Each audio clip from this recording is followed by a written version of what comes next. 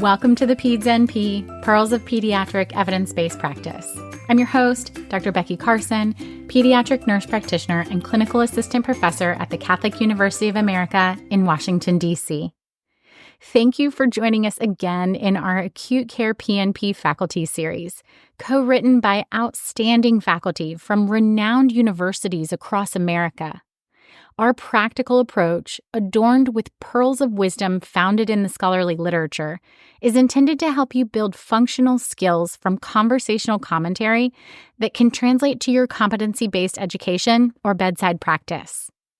When we focus on how to do a skill rather than what to know, you'll be better prepared to apply these concepts in clinical, master a new skill set, and meet the goals of your acute care PNP practice, regardless of environment. This episode on delivering bad news is intended to be listened to before our case study on delivering bad news, and then paired with our episodes on resilience and well-being and the 5-minute meditation for pediatric providers. This episode was co-written with me by Dr. Belinda Large from Rush University, Dr. Robin Stamm from the University of Cincinnati, and Dr. Ann Feelauer from the University of Maryland. I've spent my entire nursing career in pediatric acute care. From the ICU to the ER to pediatric radiation oncology, not to mention my clinicals and international work. As I reflected on the topic of this episode and searched my memory for a story from a past patient encounter, there were countless options to choose from where I delivered life-changing news to a family. One stuck out first because I was so emotionally unprepared for the conversation. I was a graduate student working with our palliative care team, and we went to the room of an Amish child with a brain tumor to have a family meeting. They were from Southern Maryland and had a simple life of farming. The histology had just come back on her brain biopsy and revealed a poor prognosis. The team had gathered with a list of treatment options for the family, not knowing how they wished to proceed. The family chose palliation at home, surrounded by family, for as much time as they had. The family was brave, full of faith, but I was a mess in my own emotions and worldview. Thankfully, I maintained composure and allowed my incredible preceptor to take the lead, offering guidance and support to the family. In pediatric acute care, we're often the harbingers of bad news, whereby the information we relay to children and their families is devastating to them. And we are there to journey with them through these vulnerable human experiences. They need us and our skill to help them put one foot in front of the other, to process, to find hope or reality, and make a plan. So today will be all about how to talk about the worst day in a family's life, in a standardized way, but with nuanced advice, all founded in the literature. Before we talk about how to deliver bad news, we need to define what is bad news. It could be any information likely to alter drastically a patient's view of his or her future. That's from Buckman in 1984. Another definition tells us that bad news can have a cognitive, behavioral, or emotional impact. In pediatrics, the family is an extension of the patient, so we may need to have different considerations between the patient and family. What constitutes as simply news to a parent may be devastating to the child. Our perception of what qualifies as bad news depends on the beliefs, perceptions, experiences, personality, perceived social supports, and emotional hardiness of the person receiving the news. I think we can all agree that there are some examples of news that are universally categorized as bad news. The new diagnosis of a terminal illness, the impending death of a child, or the need for an unplanned high-risk surgery. For some, what constitutes bad news is much broader, and what might be considered bad news for one person might not be bad news for another. Think about the need to start a new peripheral IV on a child terrified of needles, or stitches that precludes a child from swimming during family vacation, or the need for a consultation by a certain specialty service. Your own empathy is an essential component of responding appropriately in these situations.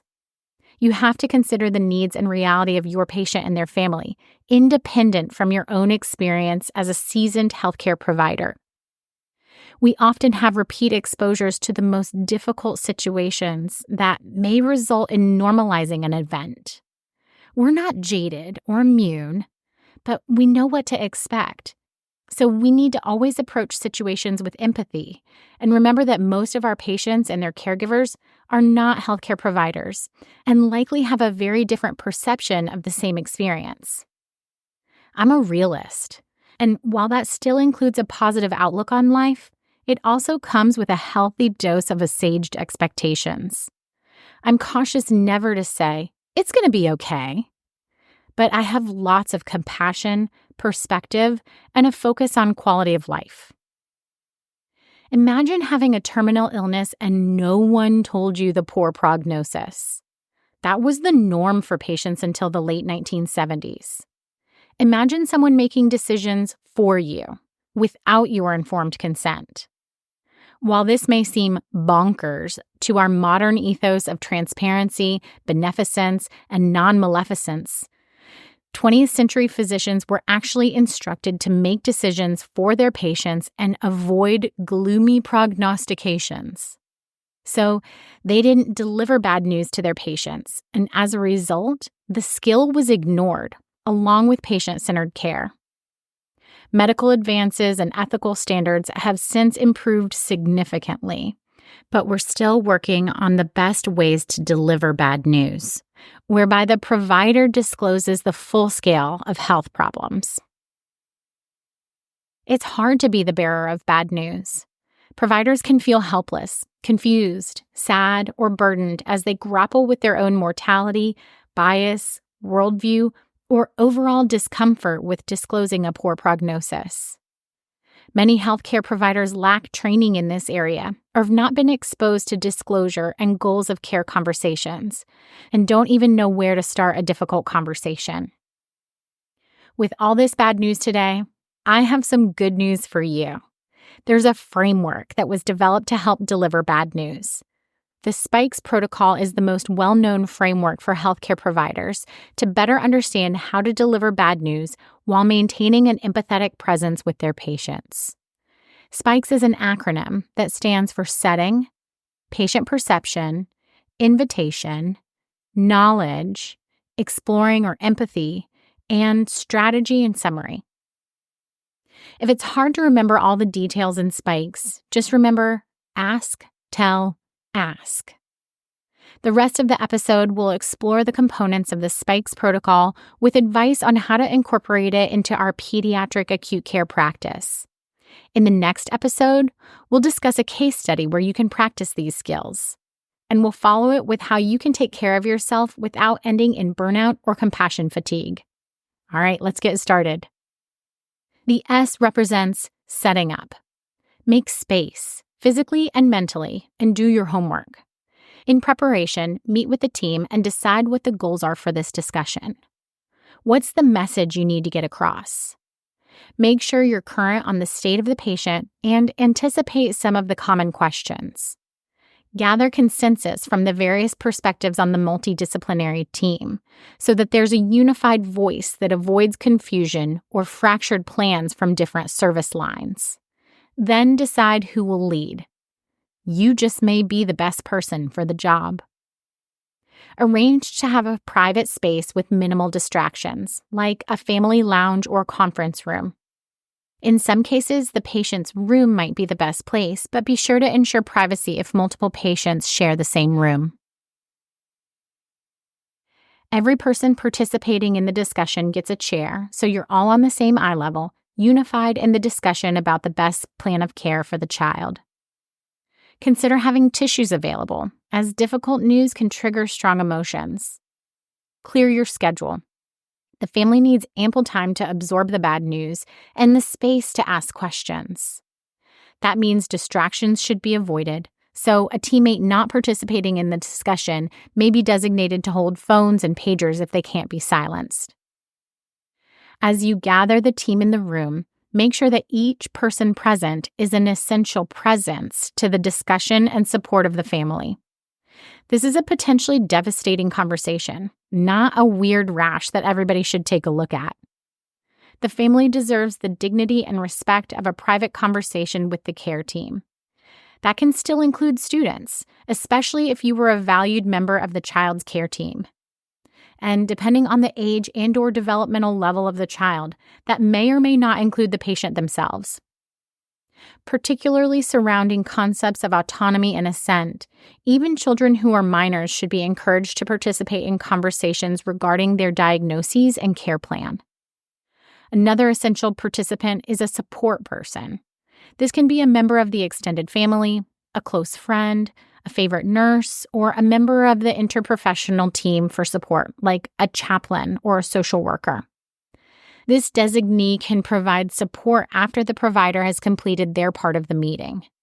Can you imagine the implosion of emotions that ensues after the provider has mic-dropped bad news and left the meeting?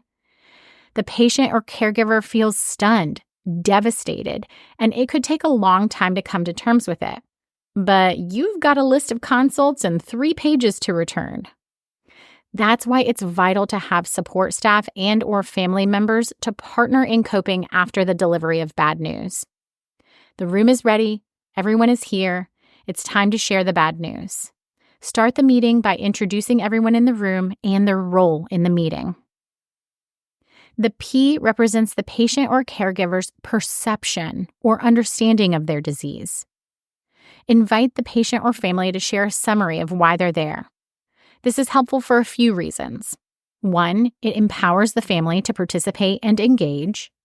2, it gives you a clear understanding of their knowledge. And 3, it allows the family's priorities to guide the discussion. Because what providers say is not necessarily what patients hear, we want to first appreciate their perspectives and then offer new information. When starting this step, say, "Tell me your understanding of what has occurred thus far."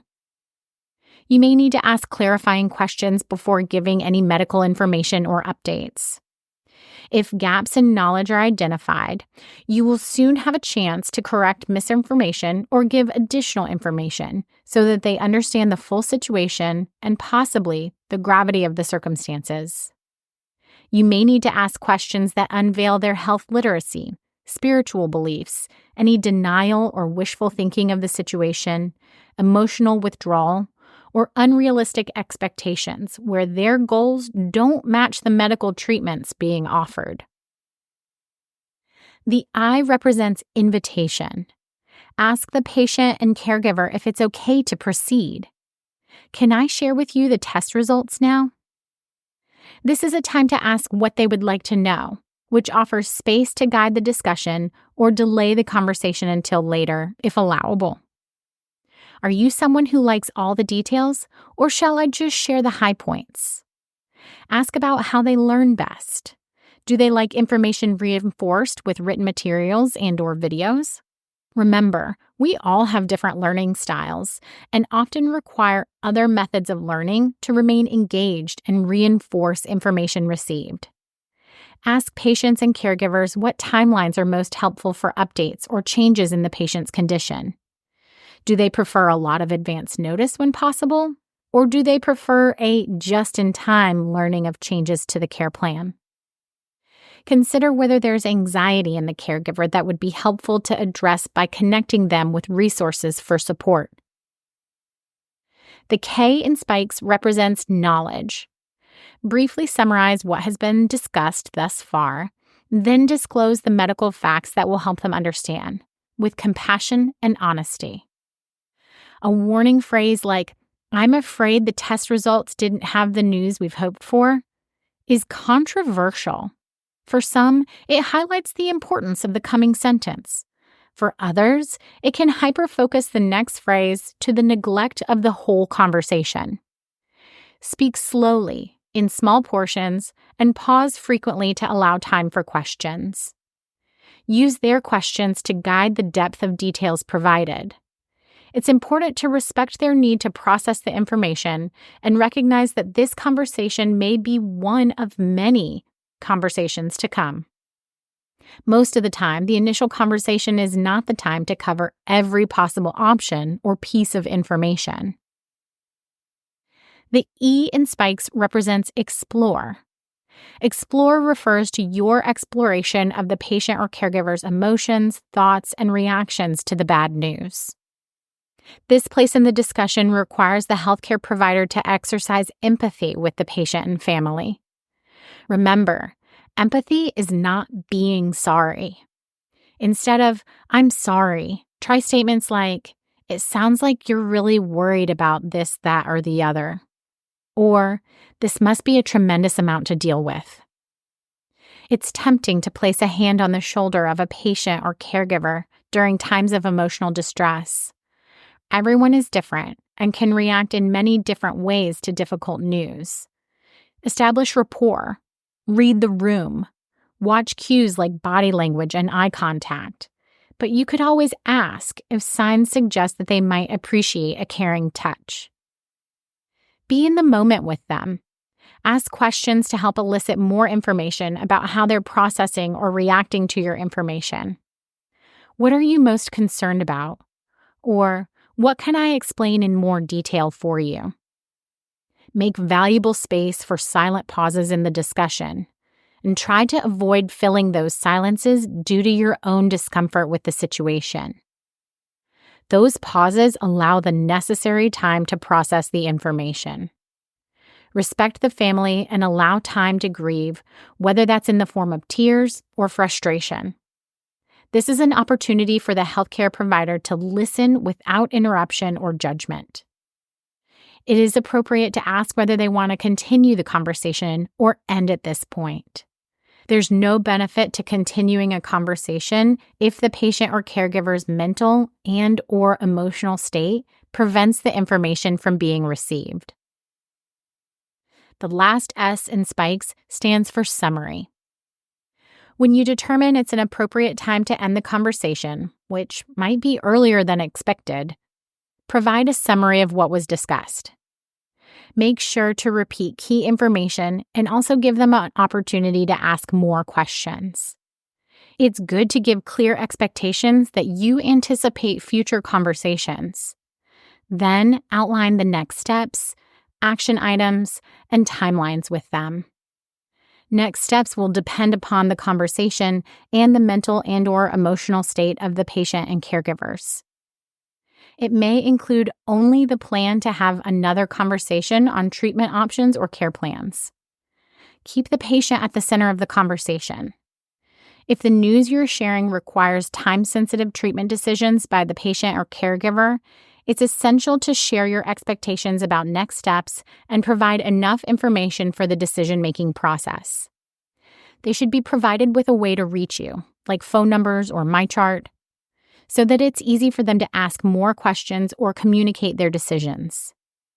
If the patient is not involved in this conversation, you and the caregivers also need to discuss when and how this information will be discussed with the patient.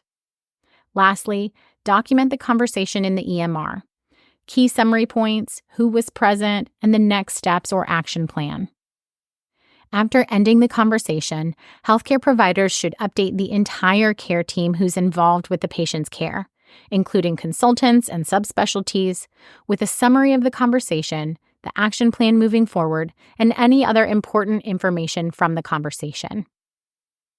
No matter the news, a slow, deliberate conversation with plenty of space for emotions and questions may not make a difficult conversation any easier, but it does give the family what they need: empathy, dignity, and respect. I hope that you'll like, comment, and subscribe to the Peds NP, where we discuss the practical application of evidence-based practice in a conversational way that helps you synthesize and transform the best practices from the literature into your clinical bedside skills. Thanks to the Acute Care PNP faculty who supported the creation and review of this series, especially my co-authors on this episode, Drs. Belinda Large, Robin Stam, and Anne Feelauer. You can read all about our peer review process, the contributors, competencies, show notes, and references at thepedsnp.com/faculty series. Share it with a colleague, pass it along to your classmates, text it to a friend. There is no financial support or conflict of interest in this episode of the Peds NP. Follow me on Instagram at the Peds NP Podcast. Email me at thepedsnp@gmail.com.